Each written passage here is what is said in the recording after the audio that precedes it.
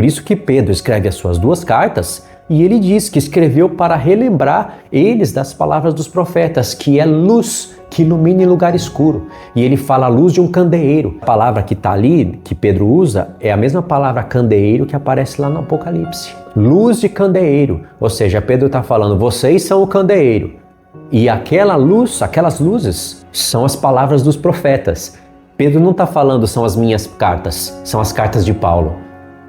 Ainda assim que elas servem como luz, obviamente, todos eles estavam fundamentados e falaram baseado nas palavras dos profetas. Se você não entende as palavras dos profetas, você não entende as palavras dos apóstolos. E se você não entende a lei, os livros mais importantes, você não entende as palavras dos profetas. É assim que Deus trabalha. Mas o que as igrejas falam? Que o Novo Testamento é que joga a luz para o Antigo. Se quiser entender o Antigo, tem que olhar para o Novo. Completamente errado. Ainda que tenha, sim, porções do Novo Testamento que te explica as coisas do Antigo. Mas, na verdade, é um ciclo, entendeu? O Antigo Testamento explica a coisa do Novo e o Novo explica a coisa do Antigo. Não é uma coisa só. Só que se você olhar por coerência, por os escritos dos apóstolos, sabe? Pela base. O que dá base para os apóstolos falarem o que falaram, escreveram o que escreveram, são as palavras dos profetas.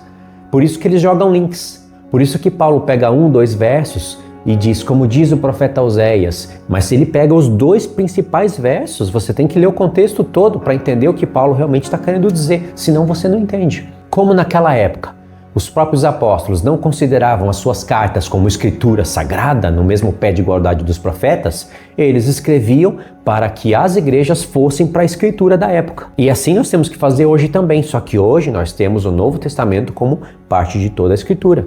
Então veja, tem coisas que pertencem a nós.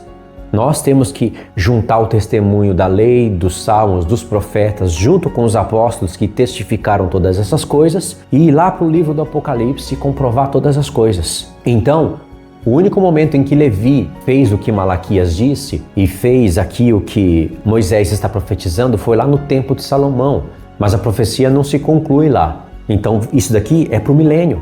Por isso que lá no templo de Ezequiel você tem sacerdotes e levitas exercendo os seus ofícios e fazendo as coisas que eles devem fazer para as nações. Conforme as nações vão se achegando ao Deus de Israel, vão obedecendo a Deus cada uma das suas nações, como diz o profeta Sofonias, e como elas têm a lei de ir lá para as festas, principalmente a festa dos tabernáculos, que se identifica com o tempo do milênio, elas vão aprender e muitas vão ter desejo no coração de fazer parte das tribos. É o que está proposto em Ezequiel 47 e 48.